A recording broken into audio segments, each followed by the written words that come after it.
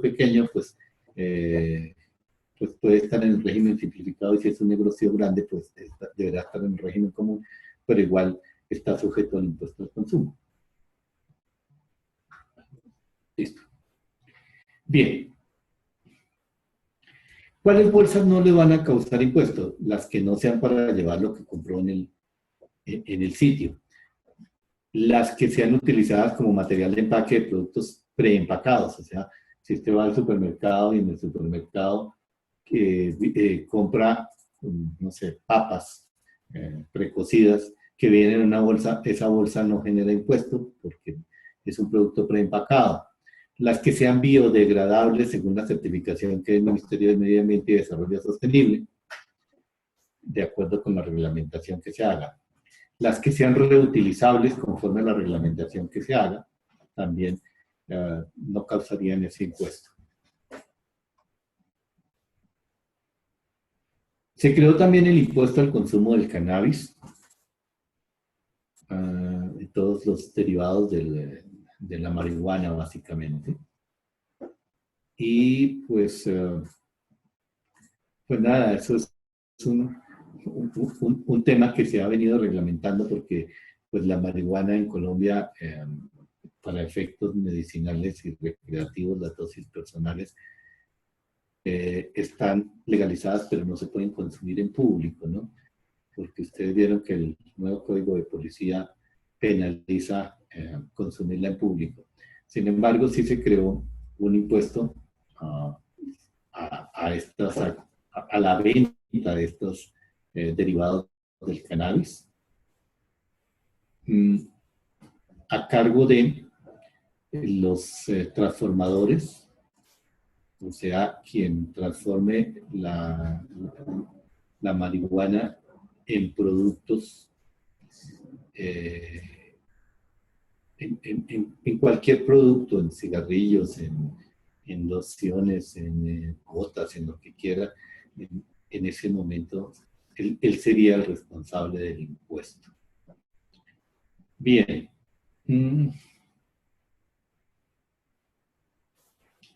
Vámonos a los gravámenes, a los movimientos financieros, que tampoco son un nuevo impuesto, sino más bien una modificación de lo que ya existía. Y entonces, con esos gravámenes a los movimientos financieros, digamos que hubo algunas pequeñas modificaciones. La primera es que el gravamen a los movimientos financieros estaba reglamentado como un impuesto temporal. Luego se volvió más y más largo, pues, el periodo. Estaba reglamentado que iba a desaparecer a partir del año como 2016 o 17, y a empezar a bajar, pero no bajó y ahora se volvió un impuesto permanente. Y entonces quedó en una tarifa del 4 por 1000. Digamos que aquí no cambió nada, el hecho generador sigue siendo el mismo, la realización de transacciones financieras mediante las cuales se disponga de recursos depositados en cuentas corrientes o de ahorros, o en cuentas de depósito en el Banco de la República, y los cheques de gerencia.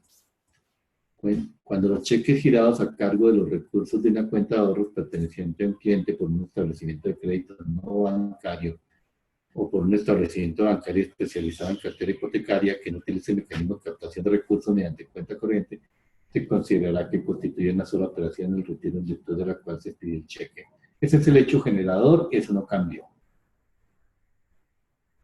Se incluyó el parágrafo tercero, que dice que los movimientos créditos, débitos y contables realizados por intermedio de corresponsales constituyen una sola operación grabada en cabeza del usuario o cliente de la entidad financiera, siempre y cuando se trate de operaciones efectuadas en el desarrollo de un contrato de corresponsalía. Estos son todos esos oficinas que montaron los bancos en droguerías, en farmacias, en almacenes, en misceláneas, y que permiten recaudar servicios o recibir consignaciones, pero que generaban realmente pues el 4 por mil, si bien mal mirado es casi el 0,5%, ¿no? Y entonces, pues hacer una transacción en la cual usted como corresponsal bancario recibe 2 o 3 puntos porcentuales y le toca pagar medio punto por hacer la transacción, porque y si la consigna en una cuenta y luego la mueve a otra, le toca una doble transacción. Entonces lo que se hizo con este artículo es pues tratar de ayudar un poco, diciendo que todos los movimientos que se hagan se consideran una sola transacción, siempre y cuando se trate de esas operaciones efectuadas en desarrollo del contrato de corresponsalía. Por lo tanto, hay que identificar una cuenta en la entidad financiera, que es la cuenta en la cual se van a manejar esos dineros, que puede ser en la misma entidad o en otra entidad, y para que tenga este tratamiento especial. Cuando son corresponsales de varias entidades, pueden recibir recursos de dichos contratos en cualquier cuenta, y tienen el mismo tratamiento. Los movimientos entre cuentas de la corresponsalía del que sea titular un solo corresponsal constituyen parte de la operación grabada en cabeza del usuario o cliente de la entidad financiera. ¿Qué está exento del gravamen a movimientos financieros? Están exentos la disposición de recursos para realización de operaciones de factoring, compra o descuento de cartera realizada solamente por fondos de inversión colectiva, patrimonios autónomos o sociedades o entidades cuyo objeto principal sea la realización de este tipo de operaciones. Nuevo, ¿qué se dijo? Que para efectos de esa exención, las sociedades pueden marcar como exentas de gravamen a los movimientos financieros hasta 3 cuentas corrientes o de ahorro o cuentas de patrimonios autónomos en todo el sistema financiero, destinadas única y exclusivamente a estas operaciones, cuyo objeto sea el recaudo, desembolso y pago de las mismas. Operaciones de factoring, que son básicamente operaciones de compra de cartera, ¿cierto? Compra de facturas, por ejemplo, compra de títulos valores. Entonces, digamos que lo que se hace es anticiparle el dinero a una persona que tiene una factura por cobrar, cobrándole a un interés por anticiparle ese dinero. Y el respaldo pues, es la factura o el título o valores, es una operación de factoring. Entonces, para que estén exentos y puedan, tienen que marcar hasta 3 cuentas en el sistema financiero. Las operaciones de compra de divisas que tengan como único propósito la repatriación de inversiones también van a estar exentas de gravamen al movimiento financiero. Esto es buscar estimular la repatriación de capitales. Bien, vámonos a uno de los temas tal vez más complicados de toda la reforma tributaria, que tiene que ver con procedimiento tributario. Procedimiento tributario tiene que ver con sanciones, tiene que ver con requerimientos, tiene que ver con recursos, etc. Y en esto hubo bastantes cambios. El primer cambio importante es que se creó una figura que se llama determinación provisional del impuesto. Y esto es una facultad que se le da a la DIAN para hacer una liquidación provisional de impuesto en caso de que se omita una declaración o en caso de que se presente una declaración con errores, sin incluir ingresos o incluyendo descuentos o deducciones que no le correspondan. Es una forma de hacer como una liquidación oficial, pero es preliminar porque está antes o puede estar antes del requerimiento, puede estar antes de la discusión misma. Y bueno, también puede ser bueno o malo, porque usted podría, si le conviene, aceptar la liquidación provisional y no exponerse a más investigaciones, aunque la aceptación de la declaración provisional no excluye la posibilidad de que la DIAN lo investigue, pero con el poco tiempo que tienen para investigar, finalmente creo que muy pocas de estas declaraciones van a ser rebatidas por la DIAN. Entonces,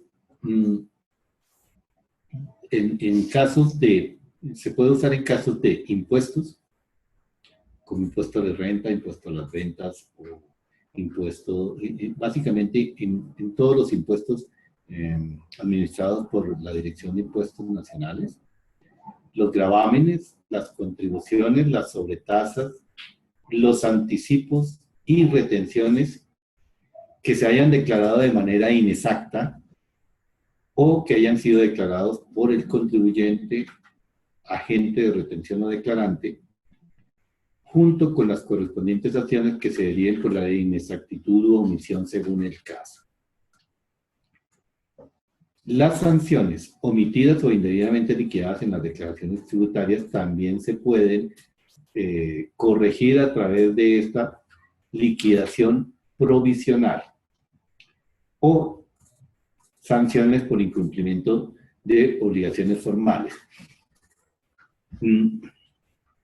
Si usted deja de declarar un impuesto de renta, por ejemplo, no presenta su declaración de impuesto de renta, pero la DIAN tiene elementos que le permiten concluir que usted estaba obligado a declarar, el procedimiento normal hoy es una invitación a corregir voluntariamente, a presentar.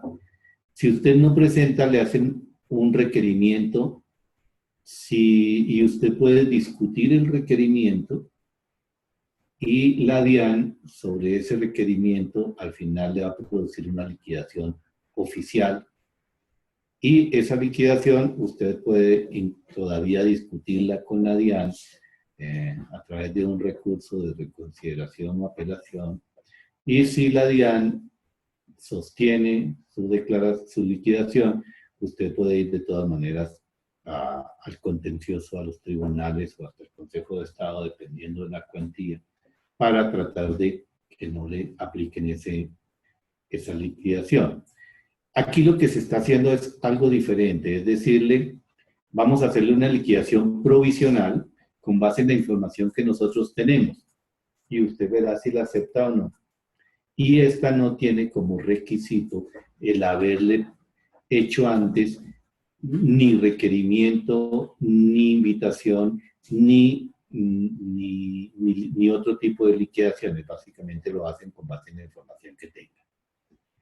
Para eso, la DIAN, o la Administración Tributaria, puede utilizar como elementos probatorios la información contenida, de acuerdo con el artículo 631, a partir de presunciones y medios de prueba contemplados en el Estatuto Tributario y que permitan la proyección de los factores a partir de los cuales se establezca una presunta inexactitud de impuestos, gravámenes, contribuciones sobre tasas de anticipo, retenciones y sanciones. ¿Verdad? Esto va a ser bastante complicado porque realmente le da unas posibilidades muy grandes a la DIAN a presumir sobre la base, por ejemplo, de sus consignaciones bancarias o sobre la base de los ingresos de su última declaración de impuestos, por ejemplo, de IVA o algo así. Puede presumir cuáles son los ingresos de la declaración que usted no ha presentado y hacerle la liquidación, y entonces empieza usted la discusión. Y como con la Administración Tributaria, básicamente toda la carga de la prueba le corresponde al contribuyente, lo único que tiene que hacer la DIAN es hacerle la liquidación provisional.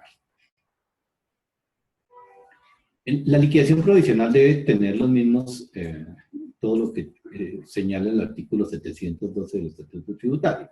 es decir, toda la motivación.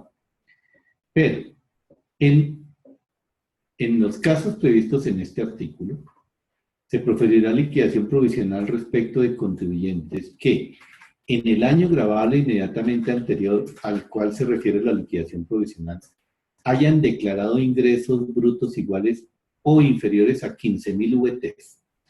O sea, más o menos 45, 46 millones de pesos. O tengan un patrimonio igual o inferior a 30.000, o sea, algo así como 80, 90 millones de pesos. O que determine la administración tributaria a falta de declaración.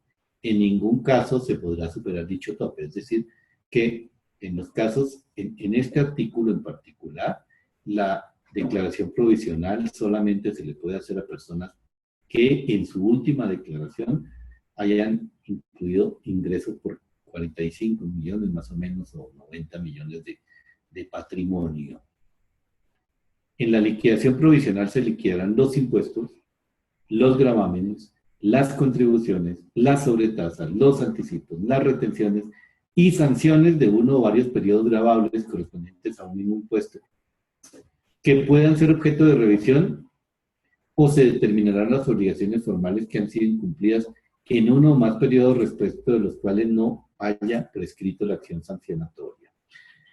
Entonces, esta es una declaración bastante general, que puede incluir todo. Antes, digamos que con el procedimiento normal, la administración tributaria tiene que discutir con ustedes el impuesto de renta a través de un requerimiento que debe versar sobre su declaración de impuesto de renta. Si estamos peleando IVA, tiene que hacer un requerimiento y todo un proceso por el IVA. Si estamos discutiendo por otro tipo de impuesto, tasa o contribución, hay requerimientos específicos e independientes.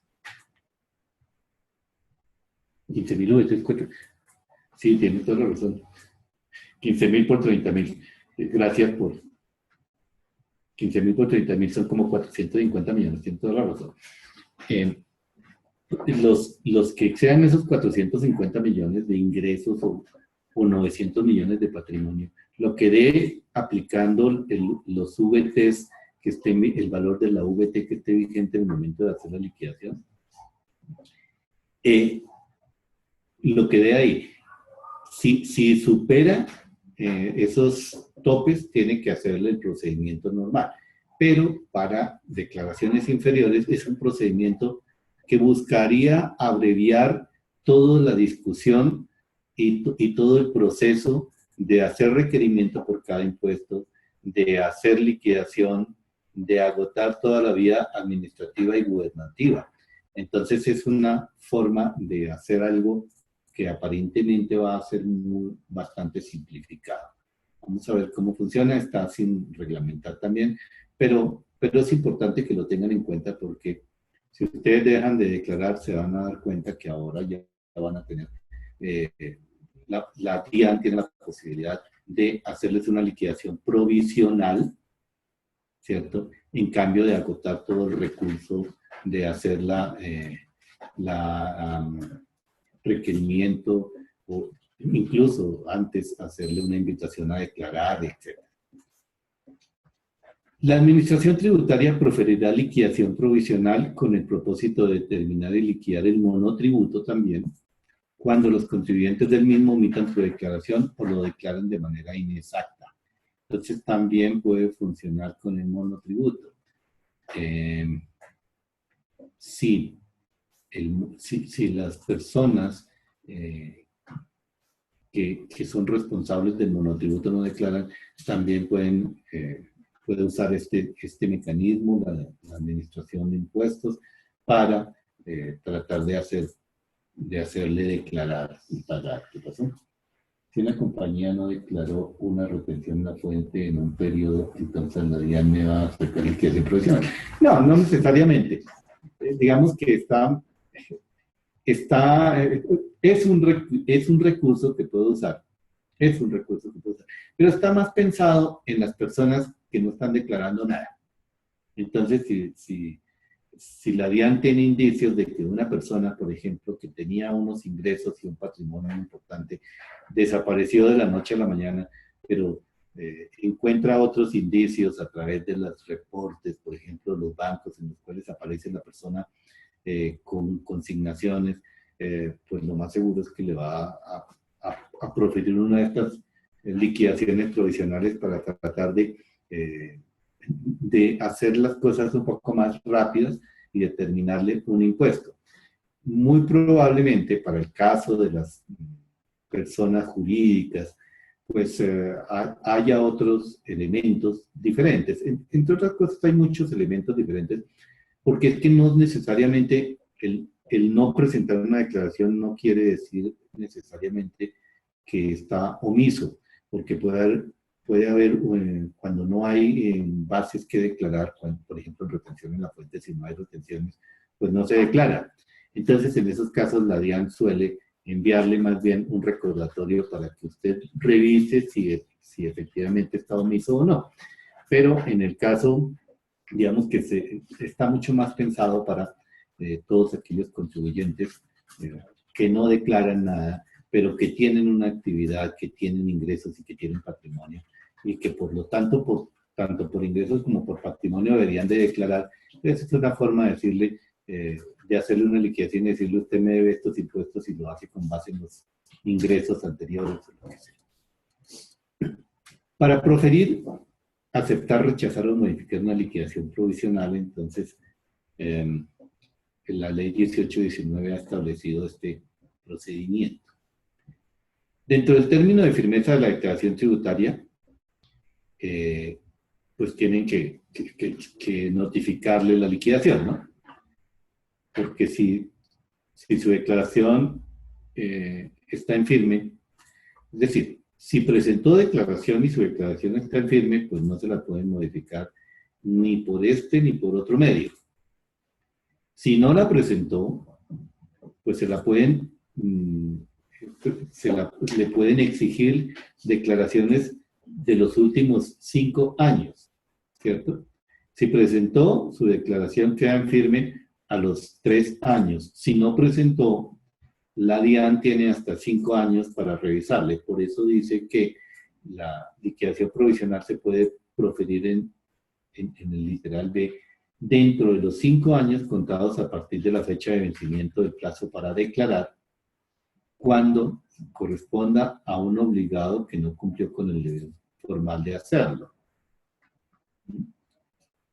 O dentro del término previsto para imponer sanciones cuando se trate del incumplimiento de las obligaciones distintas al deber de declarar, como los deberes de informar, por ejemplo, como presentar medios magnéticos, como responder requerimientos de información de la DIAN. Entonces, lo primero es que le notifiquen válidamente la liquidación provisional dentro de esas oportunidades. O cuando, si es sobre una liquidación, una declaración que usted presentó, tiene que ser antes de que esa declaración quede firme. O si es de una declaración informe que no presentó, debe ser dentro de los 5 años siguientes o dentro del tiempo que tiene la DIAN para poderle imponer una sanción en caso de que la conducta que le está reclamando sea sancionable. ¿Qué pasa con la firmeza de las declaraciones del IMAS que tienen 6 meses de firmeza? Sí, lo que se haga con la legislación anterior tiene la aplicación de la legislación anterior. O sea, tiene firmeza de los 6 meses, incluso las de ahora que se hagan por el año 2016, que se van a presentar en este año, y que todavía pueden usar el IMAS y el IMAN, en esas todavía se les aplica la legislación anterior. Las nuevas tienen una legislación nueva, por lo tanto, todas las declaraciones que se presenten a partir de ahora son las que tienen esta legislación. Pero de ahora que correspondan al periodo 2017 y posterior, ¿no? Entonces, las declaraciones de IVA que se van a presentar ahora ya entran con esta nueva legislación, pero porque corresponden al año 2017. Cuando se solicite, bueno, ok. Una vez proferida la liquidación provisional, el contribuyente tiene un mes contado a partir de la notificación para aceptarla, rechazarla o solicitar la modificación por una única vez. En este caso, debe manifestarle la inconformidad en un memorial dirigido a la Administración Tributaria. Pero también usted puede aceptarla. Si le conviene, pues seguramente va a decir, la acepto y paga. Si no, la rechaza. Rechazarla es decir, no estoy de acuerdo, entonces es rechazo total, o la acepta parcialmente y entonces pide que se la modifiquen porque hay cosas en las cuales no está de acuerdo. Si solicita la modificación, la Administración Tributaria debe pronunciarse dentro de los 2 meses siguientes al agotamiento del término que tiene el contribuyente para proponer la modificación. Es decir, la Administración Tributaria de todas maneras tiene el mes que usted tiene para responder y 2 meses más. Entonces no importa si usted responde el primer día o el día 30, la Administración tiene 30 días, o sea, todo el plazo, así usted no lo use, más 2 meses. O sea, los 2 meses no se cuentan desde el día que usted responde, sino desde el vencimiento del plazo máximo que tenía. Y entonces, la DIAN puede proponer una modificación o una nueva liquidación o simplemente le rechaza lo que usted ha pedido. El contribuyente tiene un mes más para aceptar la nueva liquidación, contado a partir del momento en que se la notifique. Ahora, si el contribuyente opta por aceptar la liquidación, debe hacerlo en forma total. O sea que usted puede proponer liquidación, pero si propone una modificación, tiene que hacerlo motivado. En la siguiente vez, usted ya solamente puede aceptarla o rechazarla. Si la acepta total. Ya no tiene opción de pedir nueva modificación. Por eso es que solamente puede hacer por una vez, puede pedir modificación, por una sola vez.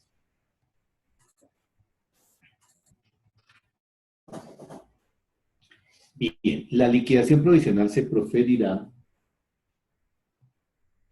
El IMAN y el IMAS están vigentes por el año 2016, pero para el año 2017 no existen. Entonces, usted sí puede usar el IMAN y el IMAS en el año 2016 y puede usar los mismos beneficios y puede, incluso hay por ahí un beneficio que si usted aumenta el impuesto bueno, como en 40 veces, vamos a mirarlo mañana, pero o sea, es una cosa bastante exagerada, pero si aumenta el impuesto en una proporción altísima, le queda en firme no a los 3 años, sino a los 6 meses, o al año, o a los 2 años, dependiendo de cuánto lo aumente. Bien, pero el IMAN y el IMAS son vigentes para el año 2016. Los puede usar en el año 2016. Bien.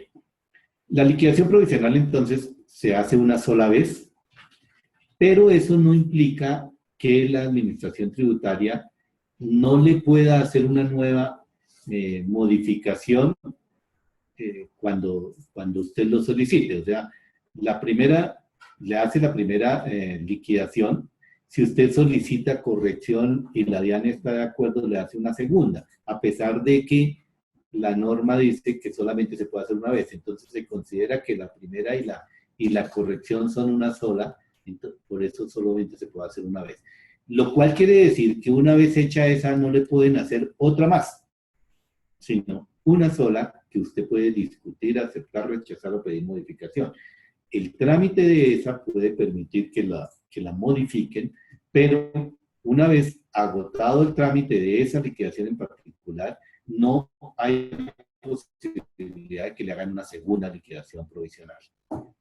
En ningún caso se puede proferir liquidación provisional en forma concurrente con el requerimiento especial, con un pliego de cargos o con el emplazamiento previo para no declarar. O se hace una cosa o se hace la otra. ¿Sí? Pero si le hacen liquidación provisional, usted puede irse por la liquidación provisional, y si le hacen requerimiento especial de liquidación provisional, usted podría pedir nulidad de alguno porque digamos que el procedimiento está viciado en la medida en que la administración tributaria no puede hacer las dos cosas concurrentemente, tiene que escoger una de las dos, y en mi opinión, usted podría aquí usar la que le parezca mejor, la que le sirva más, y pedir la nulidad de la otra, o pedir la nulidad de todo en última, sin ninguna responsabilidad. Una liquidación provisional se considera aceptada si el contribuyente corrige la declaración tributaria o presenta la declaración tributaria en los términos dispuestos en la liquidación provisional y atendiendo las formas y procedimientos señalados en el Estatuto para la presentación y corrección de la declaración tributaria. Eso quiere decir que usted podría aceptar la declaración o simplemente hacer las declaraciones que no ha hecho pagando los impuestos y sanciones, y de todas maneras en ese caso pues se consideraría que la liquidación provisional fue aceptada y le cobrarían pues básicamente la liquidación provisional. Si usted hizo las correcciones es porque está de acuerdo. Igualmente se considera aceptada por el contribuyente si no se pronuncia dentro de los términos previstos en este artículo sobre la propuesta de liquidación provisional, en cuyo caso la administración puede iniciar el procedimiento administrativo coactivo. Eso quiere decir que si usted recibe una liquidación provisional y no contesta, no la recurre, no la rechaza, no la acepta, entonces opera el silencio administrativo, que el silencio, el que usted no se pronuncie hace que la liquidación se considere aceptada.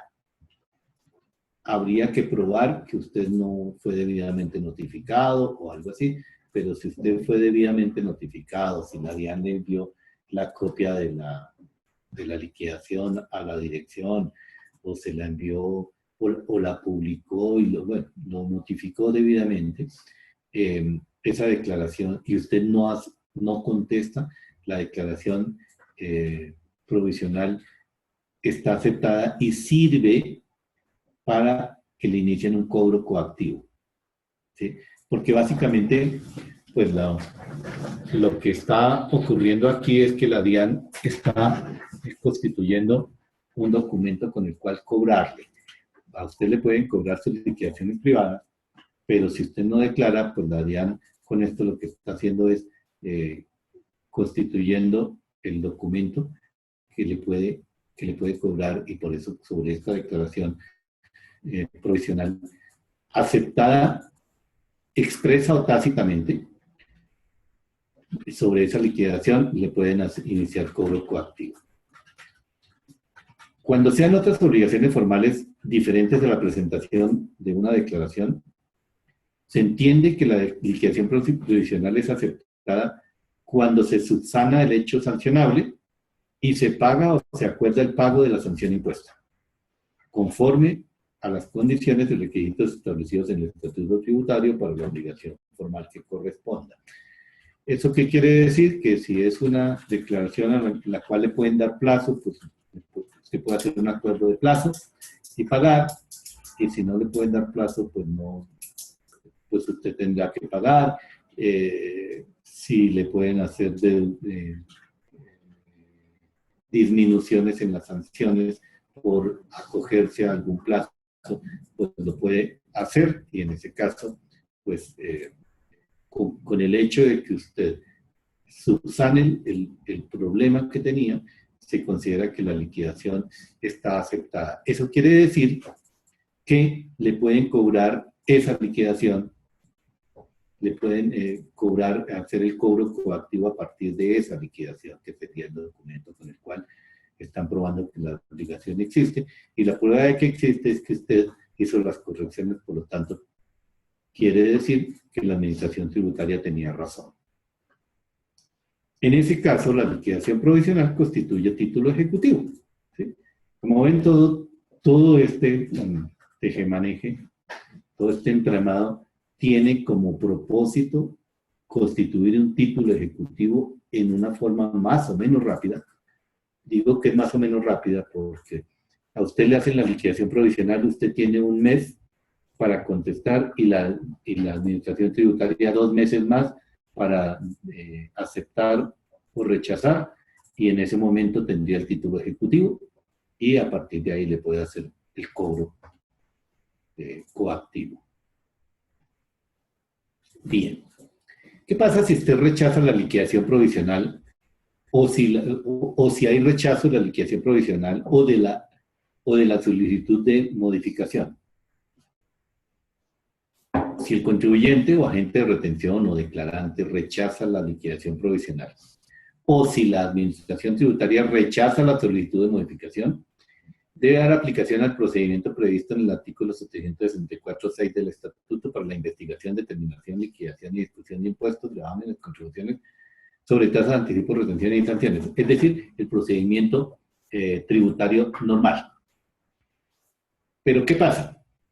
Es que usted tiene que rechazarlo. Si usted no lo rechaza, entonces le quedan firme y se considera aceptado. O tiene que aceptarlo, y es una forma de eliminar discusiones. Si usted ve que la administración tributaria tiene razón, pues se puede ahorrar todo el proceso de investigación, de discusión y de liquidación. Entonces, muy probablemente se puedan poner de acuerdo entre el contribuyente y la administración tributaria para modificar, por ejemplo, la liquidación o aceptar la liquidación en cambio de ponerse en toda la en requerimiento, en liquidación, en discusión, etc. Pero sí es importante que tenga en cuenta que que solamente en el caso de que usted la rechace, o en el caso de que la DIAN rechace su solicitud de corrección, en ese caso se va al procedimiento tributario normal. Cuando la liquidación provisional rechazada, de todas maneras, constituye prueba, así como los escritos y documentos presentados por el contribuyente al momento de solicitar la modificación de la liquidación provisional. Es decir, lo que usted le conteste a la DIAN es prueba. Y usted también puede presentar como prueba lo que le favorezca de esa liquidación, porque esa liquidación provisional, aunque rechazada, constituye prueba para las partes.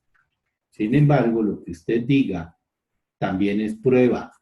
Entonces puede probar en contrario o puede probar a favor. Obviamente, esperamos que la DIAN solo busque que todo lo que usted diga y pruebe en contrario se lo va a usar quien sabe lo otro.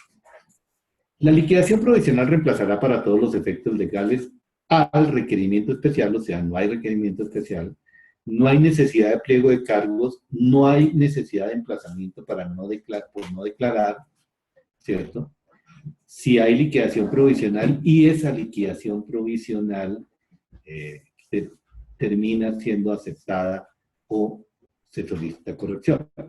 Siempre y cuando la administración tributaria la ratifique como tal, sean notificados en debida forma y se otorguen los términos para su contestación. O sea, eventualmente la DIAN podría ratificarle a usted la liquidación provisional, ¿cierto? Notificarse la debida forma y eso reemplazaría, se constituiría básicamente como en el requerimiento y se podría seguir el procedimiento a partir de ahí. Bien. Como todo como todas las procesos, este también tiene un dulcecito, un beneficio si usted lo acepta. Y entonces le dicen, bueno, a ver, si usted tiene una liquidación provisional y la acepta, entonces las sanciones que se deriven de la liquidación provisional se reducen en un 40% del valor que resulte de la aplicación del régimen sancionatorio establecido, siempre y cuando la acepte, pero además la pague dentro del mes siguiente a la notificación. O sea que usted tendría que aceptar y pagar dentro del mes que tiene para aceptarla o para contestarla o para rechazarla. Si decide aceptarla, acepta y paga la sanción reducida, bien sea que discuta o no discuta, ¿sí? Y ahí tendría derecho a tomarse un 40% de descuento, de reducción sobre el valor de las sanciones que le hayan determinado en esa liquidación provisional. Ahora, eso no aplica para las sanciones generadas por omisión o corrección de declaraciones tributarias, ni para las derivadas del incumplimiento de obligaciones formales que puedan ser subsanadas por el contribuyente en forma voluntaria antes de proferido el pliego de cargos, en cuyo caso se aplicará el régimen sancionatorio establecido en el Estatuto Tributario. Es decir, lo que usted pueda corregir de manera voluntaria y tenga un descuento mayor, pues lo corrige antes y tiene el descuento mayor. Lo que le dice la norma es que si usted no lo hace, le van a reducir, no lo hace, pero lo hace con, digamos, no lo hace voluntariamente, sino que hace la aceptación de la liquidación provisional. El descuento se queda en el 40% cuando normalmente en los otros procesos usted puede tener reducciones del 50% o más inclusive, ¿sí? Entonces, usted tendrá, digamos, que todo esto juega un poco con su riesgo, ¿no? Usted calcula el riesgo. ¿Qué pasa si acepto? ¿Qué pasa si no acepto? Si acepto, tengo estas reducciones. Si no acepto, puede que gane, puede que pierda. ¿Cuál sería el beneficio de ponerme a discutir cuánto vale esto y qué tan importante sería seguirlo discutiendo? ¿Cuál es la relación beneficio-costo que voy a obtener? Entonces, si usted puede corregir por el procedimiento normal, pues mejor corrige por el procedimiento normal. Si no, pues corregiría aquí por el procedimiento de aceptación de la liquidación provisional, caso en el cual solamente tendría un 40% de reducción. Bien. Las declaraciones tributarias, producto de la aceptación de una liquidación provisional, esas declaraciones corregidas o presentadas con ocasión de la aceptación de la liquidación provisional van a quedar en firme 6 meses adelante, contados a partir de la fecha de corrección o presentación, siempre y cuando se haya atendido las formalidades y condiciones establecidas en el estatuto para que la declaración que se corrige o se presenta se considere válidamente presentada. Entonces, si usted presenta la declaración, corrige o presenta la declaración y lo hace con el cumplimiento de todas las normas legales, esa declaración queda en firme 6 meses después.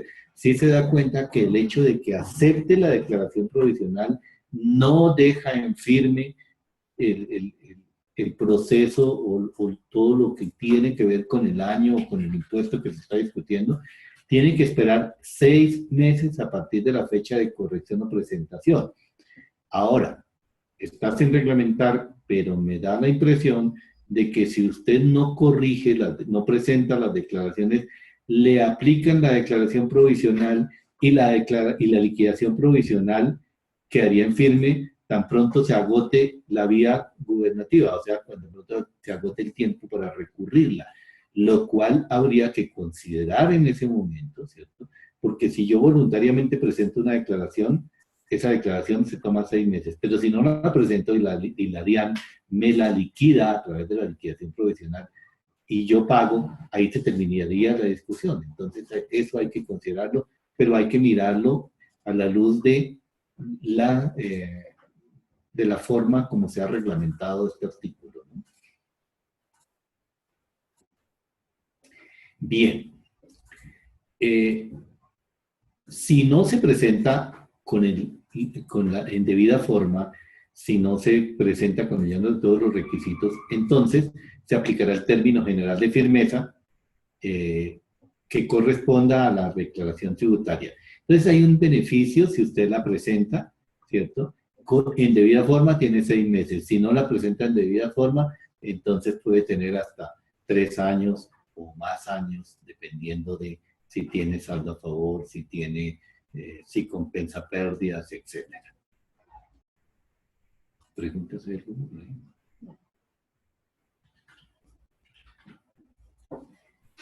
Bien. La liquidación provisional y los demás actos de la administración tributaria deben notificarse de acuerdo a lo que establezca el estatuto. A partir del año 2020, los actos de que trata este artículo se deben notificar de manera electrónica. Para esto, la DIAN debe de prepararse e implementar todos los sistemas de notificación. No sabemos si eso vaya a cumplirse o no, pero digamos que está previsto que a partir del año 2020 se van a hacer todas las notificaciones electrónicas. Lo que pasa es que si la DIAN no está lista para el 2020, pues este plazo seguramente se modifica y se amplía, pero esperemos que para el 2020 ya lo tenga y entonces no haya que hacer todo ese trámite de ir a recibir la copia de la liquidación, firmar o que se la publiquen e ir luego por la copia, etc. Entonces, está previsto que para el año 2020, es decir, en 4 años, debería estar listo para hacer notificación electrónica. Una vez notificada la liquidación provisional, todo lo que siga por parte de la Administración Tributaria como el contribuyente puede realizarse de la misma manera en la página web de la Dirección de Impuestos o a través de los servicios electrónicos de que se disponga según el caso. Quiere esto decir que si en el año 2020 ya tenemos notificación electrónica, usted puede hacer respuestas electrónicas, puede hacer discusión también sin ir a la DIAN a llevar nada, sino simplemente adjuntándolo electrónicamente. Bien. Discusión y determinación de lo que se derive de una liquidación provisional. Los términos de las actuaciones en los que se propongan impuestos, gravámenes, contribuciones sobre tasas, anticipos, retenciones, etc., que se deriven de una liquidación provisional son los siguientes. Cuando la liquidación provisional reemplaza al requerimiento especial o se profiera su ampliación, el término de respuesta para el contribuyente en uno u otro caso será de 1 mes. Por su parte, si se emite la liquidación oficial de revisión, la misma debe proferirse dentro de los 2 meses contados después de agotado el término de respuesta al requerimiento especial o a su ampliación según el caso. Esto es importante, entonces, porque la DIAN puede dejarla de liquidación provisional, darle carácter de requerimiento, no hacer liquidación oficial todavía, y en ese caso usted tiene 1 mes para contestar. Cuando le haga liquidación oficial, entonces tiene 2 meses, contados todos a partir de la fecha, a partir del mes inicial, del vencimiento de ese mes inicial, no a partir del momento en que usted conteste. Entonces, usted puede tener 1 o 3 meses para contestar. Si la liquidación provisional reemplaza el emplazamiento previo por no declarar, el término de respuesta es de 1 mes. Por su parte, la liquidación oficial de aforo debe proferirse dentro de los 3 años contados a partir de la fecha del vencimiento del plazo para declarar, y dentro de ese mismo acto se deberá imponer la sanción por no declarar, de que trata el artículo 643. Aquí es bien interesante porque estamos hablando de liquidación de aforo, o sea, una liquidación hecha cuando usted no declara, pero le dice que tiene 3 años a partir de la fecha del vencimiento del plazo para declarar. Sin embargo, antes habíamos hablado de 5 años de que puede pedirle, puede hacer la liquidación de los 5 años anteriores. Sin embargo, si le hace liquidación de aforo, solamente la puede notificar dentro de los 3 años siguientes al vencimiento del plazo para declarar. Entonces, en algunos casos, usted tendrá que estudiar cómo logra que la liquidación provisional se anule, por ejemplo, se rechace o algo parecido, para tratar de que la administración tributaria le haga liquidación de aforo en cambio de liquidación oficial. Porque si usted la acepta, puede estar aceptando revisiones de 5 años pero si corresponde a 5 años antes y usted no declara, la administración tributaria tendría que hacer una liquidación de aforo, pero esa liquidación de aforo no podría cubrir 5, sino 3 años. 3 años contados a partir de la fecha de vencimiento del plazo para declarar, que sería más o menos cubrir 4 años, ¿cierto? Porque podría cubrir el año anterior y 3 años a partir del momento en que esta liquidación se venció.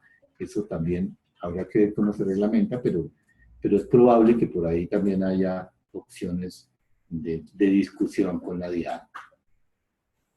Si la liquidación provisional reemplaza el pliego de cargos, el término de respuesta para el contribuyente será de 1 mes y la resolución de sanción se debe proferir dentro de los 2 meses contados después de agotado el término de respuesta al pliego de cargos.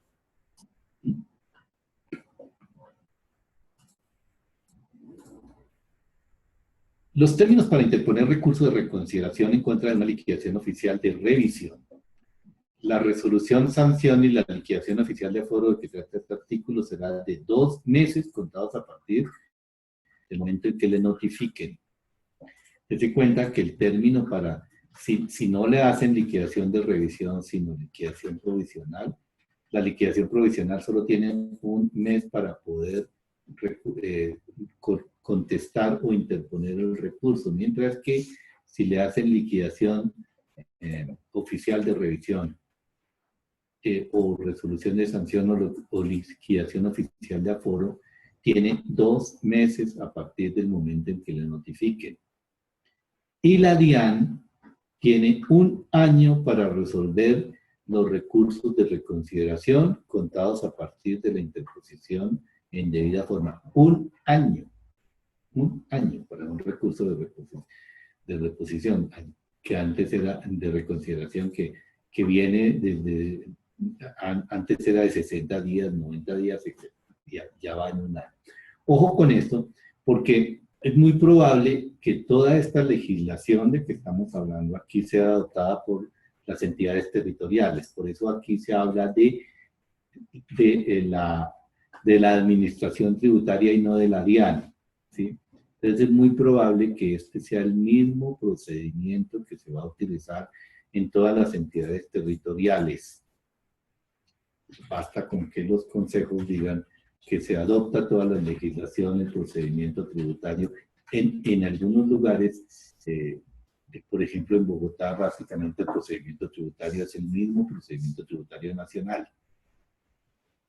Bien, salvo lo establecido en este artículo, con relación a los términos indicados para discusión de actos en que se determinan impuestos y se imponen sanciones, se deben de atender las mismas condiciones y requisitos establecidos en el Estatuto Tributario para discusión y determinación de actos administrativos. Aquí viene, ok, hasta ahí vamos con el tema de la liquidación provisional. Aquí vienen una serie de artículos que aclaran y que permiten hacer algunos usos de pequeños beneficios que se pueden corregir en los próximos 4 meses y algunos que se pueden corregir o acordar de aquí hasta el final del año. Por eso traigo a cuento del artículo 270 de la ley 1819, que tiene esta modificación, pero que se refiere a esto que, no, que era la norma que existía. La ineficacia de las declaraciones de retención en la fuente que se presentan sin pago total. Las declaraciones de retención presentadas sin pago total no producen efecto legal alguno, sin necesidad del acto administrativo que así lo declare. Quiere eso decir que si usted presentó una declaración pero no la pagó, la declaración no existe. Y por lo tanto, hasta antes de la ley 1819, la única forma de subsanar ello sería haciendo una nueva declaración y pagando las sanciones e intereses correspondientes. Sin embargo, el inciso 2 dice que lo señalado en ese inciso anterior no se aplica cuando la declaración de retención en la fuente se presenta sin pago por parte de un agente retenedor que sea titular de un saldo a favor igual o superior a 2 veces el valor de la retención a cargo, susceptible de compensar con el saldo a pagar de la respectiva declaración de retención en la fuente. Entonces, ¿qué pasa? Que si usted presentó o va a presentar una declaración de retención en la fuente y tiene un saldo a favor que puede cruzar con esa retención, y la retención que tiene que pagar vale 1 millón y usted tiene un saldo a favor que podría compensar por 2 millones, puede presentar la declaración sin pago y pedir la aplicación del saldo que tiene. Para el efecto, el saldo a favor debe haberse generado antes de la presentación de la declaración de retención en la fuente por un valor igual o superior al saldo a pagar determinado en dicha declaración. Es inconsistente lo que dice aquí, ¿no?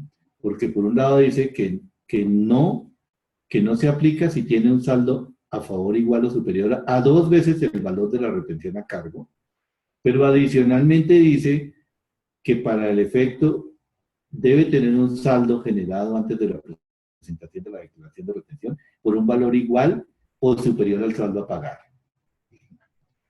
Entonces, realmente es inconsistente, ¿no? Hay una contradicción.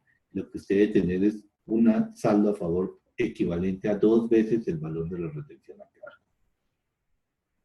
La declaración de retención que se haya presentado sin pago total antes del vencimiento del plazo para declararlo oportunamente producirá efectos legales siempre y cuando el pago total de la retención se efectúe o se haya efectuado más tardar dentro de los 2 meses siguientes contados a partir de la fecha de vencimiento del plazo para declarar. Lo anterior sin perjuicio de la liquidación de los intereses de mora.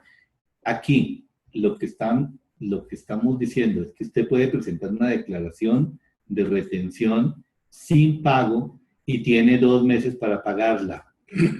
¿Y por qué tiene 2 meses para pagarla? Porque la ley dijo que si no la traslada dentro de los 2 meses a partir de ahí, se genera una sanción penal. Entonces, lo que le están dando es ese plazo de los 2 meses en los cuales usted puede hacer el pago y a pesar de haberla presentado sin pago, claro, esto vale para el 2017 en adelante, esto vale para a partir de la vigencia de esta ley, no para antes. Ya vamos a ver que para antes hay otras ventajas que permiten aprovechar algo parecido a esto.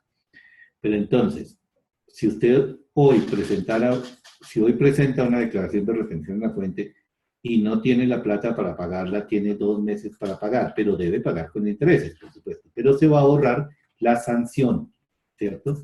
Hasta antes, usted o pagaba completo o la declaración se consideraba no presentada. Y si se consideraba no presentada, tenía que pagar además la sanción por presentación extemporánea. ¿Mm? Ok. Aquí hay un artículo que venía y que que le hicieron una aclaración.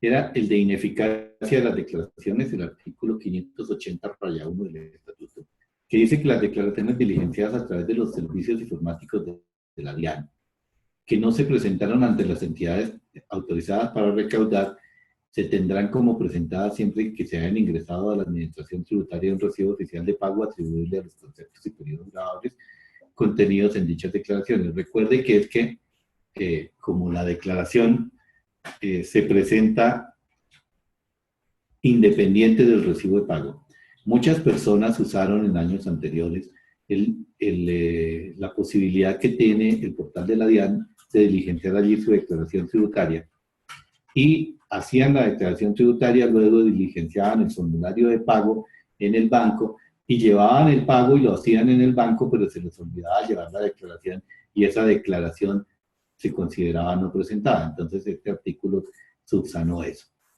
Pero el artículo 271 de la ley 1819 además está dando una gabela que dice que lo dispuesto en el inciso sexto anterior aplicará únicamente para las declaraciones de impuestos sobre la renta de personas naturales que han sido diligenciadas virtualmente desde los años 2006 a 2015.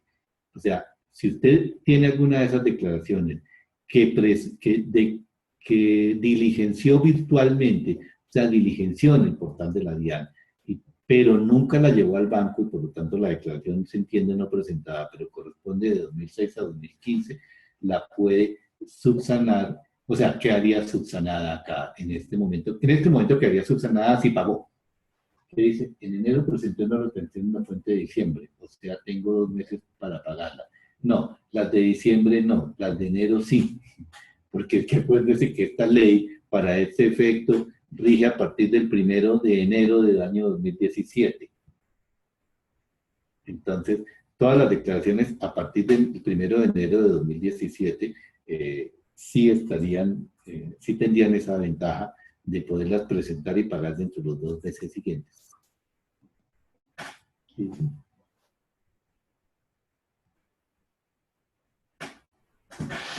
La presenté, pero no hubo plata, asumí que era ineficaz. En principio es ineficaz. En principio es ineficaz. No ha salido ninguna reglamentación al respecto. Digamos que en términos generales esta ley no aplicaría para ello, pero eventualmente podría aplicarse, ¿no? Podría aplicarse presentarla sin sanción y pagarla, o sea, volverla a presentar. Aquí hay un artículo que permite sanear las declaraciones ineficaces. Mírenlo aquí. Los agentes de retención, que dentro de los 4 meses siguientes a la fecha de entrada en vigencia de esta ley, presenten las declaraciones de retención sobre las que a 30 de noviembre de 2016 se haya configurado ineficacia, o sea, la de diciembre no funcionaría, pero la de diciembre podría uno intentar aplicarle la nueva disposición de la ley, ¿cierto? Porque realmente la ley no dice que esas declaraciones que sean presentadas por el año 2017 en adelante, sino las que sean presentadas a partir de la vigencia de esa ley. Esa ley entró en vigencia el 28 de diciembre de 2016. Entonces, sobre las que se haya configurado ineficacia del Estatuto Tributario, no están obligados a liquidar y pagar sanción de extemporaneidad ni intereses de mora. Pero ojo, eso es si presentó y se genera ineficacia porque, por ejemplo, no la firmó, porque, por ejemplo, no la llevó al banco o algo parecido. Los valores consignados a partir de la vigencia de la Ley 1430 de 2010 sobre declaraciones de retención en la cuenta ineficaces, en virtud de lo previsto en este artículo, se imputarán de manera automática y directa al impuesto y periodo durable de la declaración. Es que si usted paga, entonces lo que el artículo es a que la DIAN aplique de manera automática esos pagos y evite todo el trámite de tener que pagar. Es decir, si usted tiene una declaración de manera correcta para que la DIAN pueda hacer el cruce de conformidad con lo previsto en el inciso anterior y paga la diferencia de haber lugar a ella. Si por ejemplo, no sé, la pagó sin intereses o cualquier cosa, tiene que reliquidar y pagar los intereses para que se pueda hacer la aplicación. Lo dispuesto en este artículo aplica también para los agentes retenedores titulares de saldos a favor igual o superiores a 82.000 VTs, con solicitudes de compensación radicadas a partir de la vigencia 14 de la ley 1430, cuando el saldo a favor haya sido modificado por la administración tributaria por el contribuyente responsable. Porque es que acuérdese que si usted tenía más de 82.000 VTs de saldo a favor, podía presentar sus declaraciones sin pago, en espera de que pudiera cruzar contra esos 82.000. Pero si, por ejemplo, la DIAN le cambió esos 82.000 por una liquidación o por cualquier ajuste, y le quedaron 80.000, ya usted no cumpliría con el requisito y su declaración pasaría a ser ineficaz. Entonces, lo puedes subsanar haciendo en este momento hasta el 28 de abril. Puede hacer la corrección de estas declaraciones presentadas sin pagar sanción de corrección o de extemporaneidad. Bueno, sería más de extemporaneidad que de corrección propiamente, porque la declaración anterior, al considerarse ineficaz, simplemente no existe, o sea que lo que se generaría sería una declaración de extemporaneidad. Pero, como lo puede hacer sin pagar esta sanción, puede hacerlo ahora y pedir la aplicación. Tiene que verificar que si tiene alguna diferencia porque pagó tarde y no liquidó los intereses de mora o cualquier cosa de esa, tendría que hacerlo y pedir la aplicación para que sus declaraciones queden bien. IVA sin efecto legal. Los responsables del IVA que dentro de los 4 meses siguientes a la fecha de entrada en vigencia de esta ley presenten las declaraciones de IVA que a 30 de noviembre de 2016 se consideren sin efecto legal alguno, por haber sido presentadas en un periodo diferente al obligado de conformidad con lo previsto en el parágrafo del artículo 16, 13, 16, decreto 19. Recuerde que tenían que declarar cuatrimestralmente y realmente tenían que declarar anual, o tenían que declarar bimestral y tenían que hacerlo cuatrimestral. Es decir, si usted por una periodicidad diferente a la que legalmente le tocaba, puede utilizar estos 4 meses, corregir esas declaraciones, presentarlas con la periodicidad que corresponda, que le tocaba, sin sanciones ni intereses. Bueno, sanciones ni intereses es dependiendo de que haya pagado en su momento, pero por lo menos se ahorra la sanción y pide la aplicación de los pagos que haya hecho por el periodo correspondiente. Si, por ejemplo, presentó 2 declaraciones bimestrales y tenía que presentar una cuatrimestral, pues cuando usted haga esta cuatrimestral, va a aplicar los 2 pagos bimestrales que hizo. Sus 2 declaraciones bimestrales no tienen efecto legal alguno. Entonces, si no hace esta corrección, más adelante, pasados los 4 meses, la DIAN le puede pedir la preparación de esa declaración y ahí sí con sanciones e intereses y todo lo demás, ¿sí? Porque acuérdese que si se genera la sanción, la aplicación del pago se hace primero a sanciones, luego a intereses y luego a capital. Entonces, si usted desaprovecha estos 4 meses que tiene, lo más seguro es que lo primero que le van a aplicar es la sanción de extemporaneidad, y la sanción de extemporaneidad de una declaración que lleve 2 o 3 años, pues puede ser el 70%, 80%, y entonces quedará usted debiendo el resto, y el resto se lo van a aplicar a intereses. Entonces no desaproveche esta oportunidad, revise y corrija. Si no paga un anticipo, sí es obligado a presentar anual. El anticipo, ¿estamos hablando del anticipo del IVA? ¿Quién es? Yo. Yo. Si quieres activar el sonido. Sí, está hablando del inferior. Ok. El anticipo del IVA no es una declaración, sino un anticipo. Y el anticipo del IVA es un pago que está sujeto a intereses. Entonces, no tiene sanciones, pero tiene intereses. Quiere decir que si usted tenía que pagar en mayo y no pagó, debe los intereses de mayo hasta ahora. Eso no se sanciona, no se soluciona corrigiendo. Lo que se soluciona es la declaración si la presentó por un periodo diferente al que le correspondía.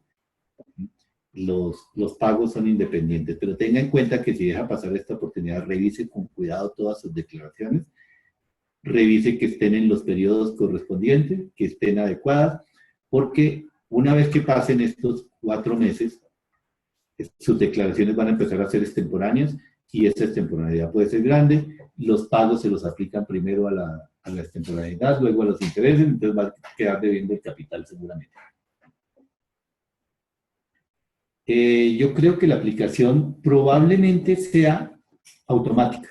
Probablemente sea automática porque como los pagos se identifican a qué periodo son, pero si por alguna razón no se hace automático, usted tiene que pedirle en la DIAN que le hagan la aplicación. ¿Sí? El pago debería ser automático porque está identificado a qué corresponde, ¿cierto? Pero si no, le tocaría ir a la DIAN. La autorretención de renta es solo para las personas que son beneficiadas en seguridad social, o sea que si mi empresa no tiene nómina, no. Depende de qué es tu empresa, porque es que las personas beneficiadas no quiere decir que, o sea, todas las personas beneficiadas, digamos, si yo tengo una empresa, que es una persona, una sociedad limitada, contribuyente, no tiene régimen especial, no tiene nada, tiene la posibilidad de excluir del pago de aportes a todas las personas que ganen hasta 10 salarios mínimos. Si no lo hago, es mi problema. O si no tengo empleados, también es mi problema. Quiere eso decir que si, aunque no tengas empleados, si eres una empresa que tiene el régimen normal, o sea, que no es una ESAL, no es una contribuyente de régimen especial o algo así, tiene que pagar esa autorretención. Es lo mismo, igual deberías de estar antes en CRE, a menos que antes hayas tenido alguna excepción en el CRE, habría que estudiarlo, pero normalmente no. Lo más seguro es que sí tengas que hacer ese aporte, porque no se trata, que tengas nómina o no tengas nómina no es lograr. Bueno, yo creo que vamos a dejar hasta aquí. Mañana continuaremos. Si tienen alguna pregunta antes de cerrar, pues la contestamos. Sí.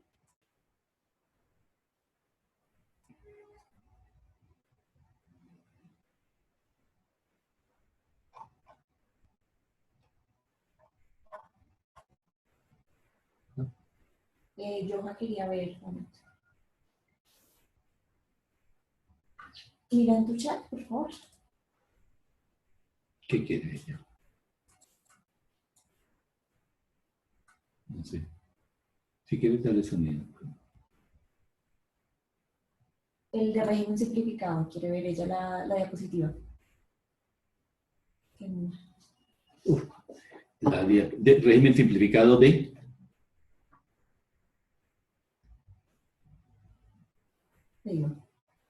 De IVA, espérame a ver si lo tengo aquí.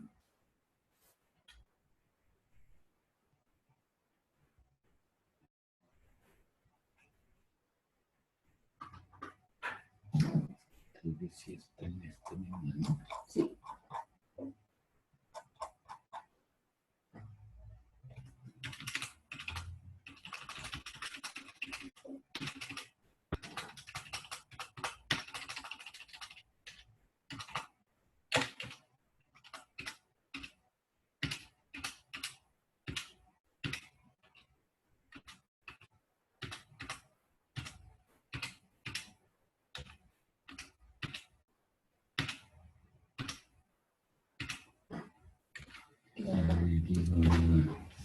¿Qué quieres ver, Johan? Dale sonido. Miramos porque no sé qué la encuentre, que no la encuentro. Te estamos oyendo. Los requisitos.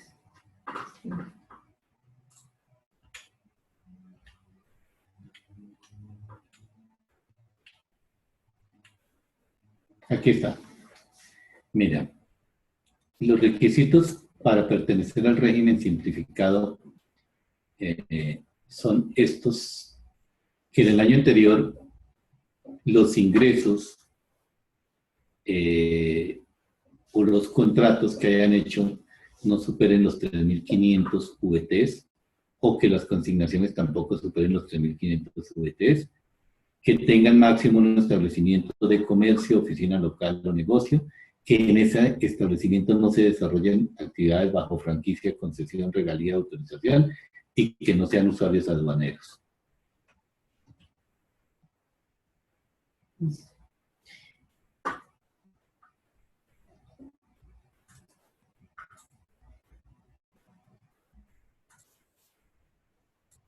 Bueno. No, esta ley no tiene reglamento realmente. No hay nada reglamentado. Lo único que hay es el decreto 2201 que estableció la retención de la autorretención de impuesto de renta, y un concepto que aclara un poquito el IVA. No hay nada reglamentado hasta ahora, entonces, y probablemente se demore, ¿no? Así que, pues estamos mirando lo que hay en la ley. El problema con los reglamentos es que se demoran y a veces salen mal, y entonces eso va a demandas, etc. Silvana también tiene una pregunta. Silvana dice tomar los ingresos de los 4 meses, las compras, y después descontar el IVA generado con el descontable para saber el impuesto a pagar. No sé qué es eso. Es que creo que la pregunta venía así. Silvana, tienes... Silvana, ¿me estás escuchando? Sí, señor. Okay, doctor, Silvana. es lo siguiente. Ya como no hay IVA anual, ahora es bimestral y cuatrimestral solamente. Para los que son cuatrimestrales, es tomar entonces, para liquidar el impuesto a pagar, es tomar los ingresos, las compras y descontar el IVA generado con el descontable, y ahí sí sabemos el valor a pagar. Sí, claro, es como se hacía antes cuando era bimestral. Tú coges los ingresos de enero a abril y ahí liquidas,